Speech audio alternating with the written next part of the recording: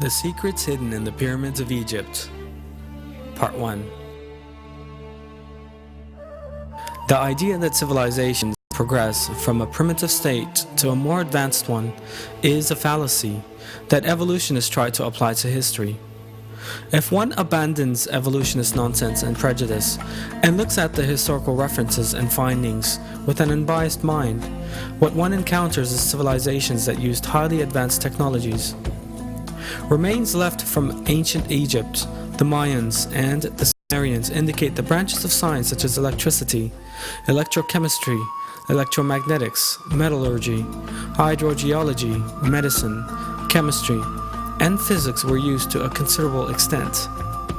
Electricity was efficiently generated and widely utilized in ancient Egypt. The Baghdad battery and the first arc lights were used at that time. But was electrical generation limited to these in ancient Egypt? A careful examination of Egyptian history immediately reveals the sophistication in perfect illumination. No soot has been found in the corridors of the pyramids or the tombs of the kings, because these areas were lit using electricity. Relief carvings show that the Egyptians used handheld torches powered by cable-free power sources. The arc lamp used in the lighthouse of Alexandria is further proof that electricity was used in ancient Egypt. The energy required to power the lighthouse of Alexandria for 24 hours a day could only have been supplied by a regular electrical source. The pyramids of Egypt were giant power plants generating electricity. 1. The outer casing of the Great Pyramid was covered with white tufa limestone, so tightly built that not even a razor blade could fit between the blocks. The white tufa limestone does not contain magnesium and has high insulating properties. This insulation property prevented the electricity inside the pyramid from being released without control. The stone blocks used inside the pyramid were made of another form of limestone containing crystal, which is an extremely high electrical conductor, and a small amount of metal, which allow for maximum power transmission. The shafts inside the pyramid were lined with granite. Granite as a conductor is a slightly radioactive substance and permits the ionization of the air inside these shafts. When we look at an insulated electric cable, we see that conductive and insulation materials are used in the same way as in the pyramids. 3. Conductive and insulating properties of the pyramid are an example of flawless engineering. However, a source of energy is needed for electricity generation. The Giza plateau where the pyramids stand is full of underground water channels. The pyramids rise above the limestone layers, the spaces between them being full of water. These special layers of rock that transmit electricity upward as they carry underground water to the surface are known as aquifers. The high volume flow of the River Nile that passes through these aquifers produces an electric current. This is known as physioelectricity.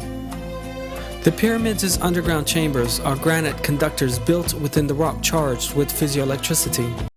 This electric current is conducted directly to the upper part of the pyramid's granite, covered subterranean chambers. Granite is a very good conductor of electricity.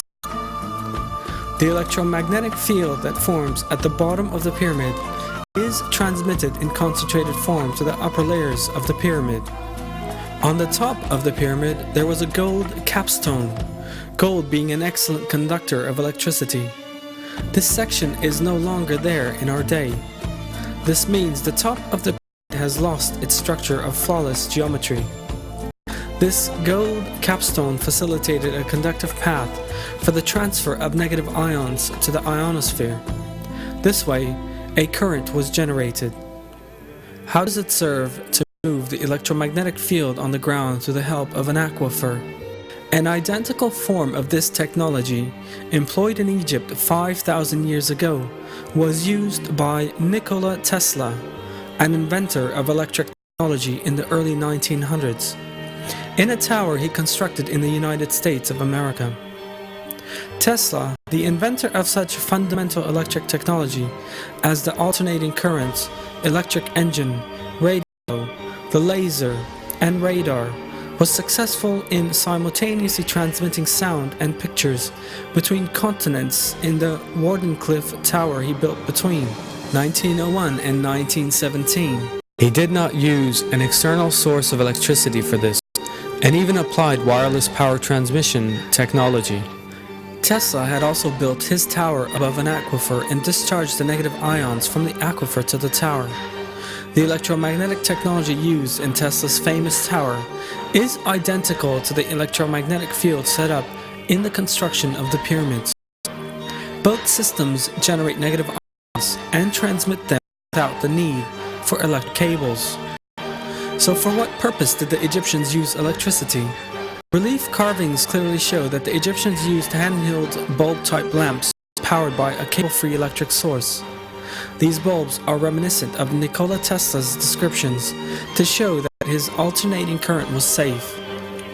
At the 1893 Chicago World's Fair, Tesla transmitted alternating electric current through his body to light a bulb he held in his hand without using electric cables. This relief carving shows a wireless antenna. The Egyptians used the antenna and cable-free energy for wireless communication. And the relief on the left is a carved transmitter with a receiver on the left. This evidence indicates that the Egyptians used free wireless energy for communication purposes. This relief carving shows a yarn manufacturing facility. The yarn Egyptians used for their fabrics at the time were as fine as those manufactured by machinery today. The Egyptians also used electric power in their weaving plants.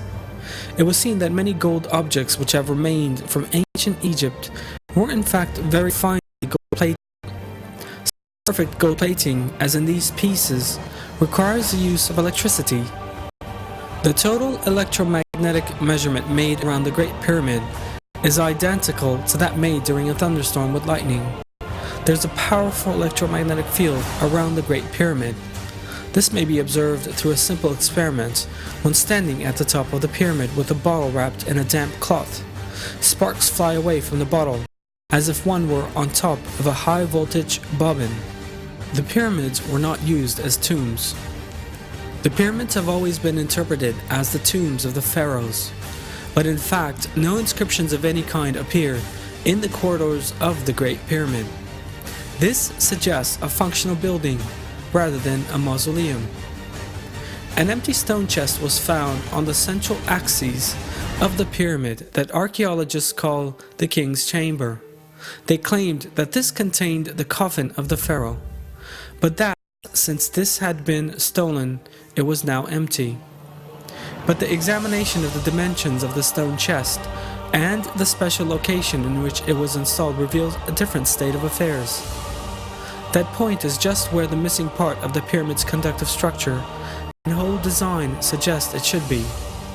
If a superconductive material was installed here, the pyramid could manufacture enough electricity for all of Egypt.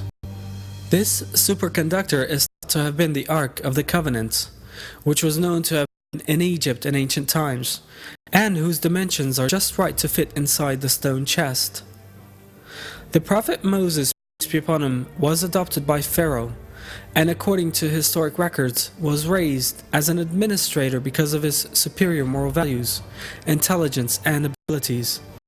One of the phases in leadership training in ancient Egypt was the teaching of all the secrets of Egypt and the knowledge of energy. In addition to its other properties, there are also various references to the Ark of the Covenant serving as a capacitor, and that this was the source of Egypt's energy. The prophet Moses, peace be upon him, is known to have taken the Ark of the Covenant with him when he fled Egypt. According to historic references, one of the reasons why Pharaoh chased the prophet Moses, peace be upon him, right up to the last moment and to catch him at whatever price was the Ark of the Covenant, because Pharaoh was aware that all the glory and magnificence of Egypt would be lost without electricity. Historic references also show that Egyptian civilization reached its peak during the reign of Ramses II, who lived at the same time as the prophet Moses, peace be upon him. But those civilizations collapsed in less than 10 years after After Ramses II, Giza was even abandoned. The city, once the center of civilization, remained deserted until the next dynasty settled there. Were the Egyptians the only society to utilize wireless electrical technology? The relief carvings left by the Mayan and Assyrians also contain images of similar techniques to those implied in the pyramids. All this information once again goes to demonstrate that there were no primitive people and societies in the past, as evolutionists would have us believe. In terms of civilization, more or less developed communities have lived side by side at all times throughout history. A society that existed thousands of years ago enjoyed a far more advanced technology compared to one living in the 20th century, and this shows us that development is not part of an evolutionary process. In other words, that there is no linear advancement from a primitive level of civilization to a more developed one in history.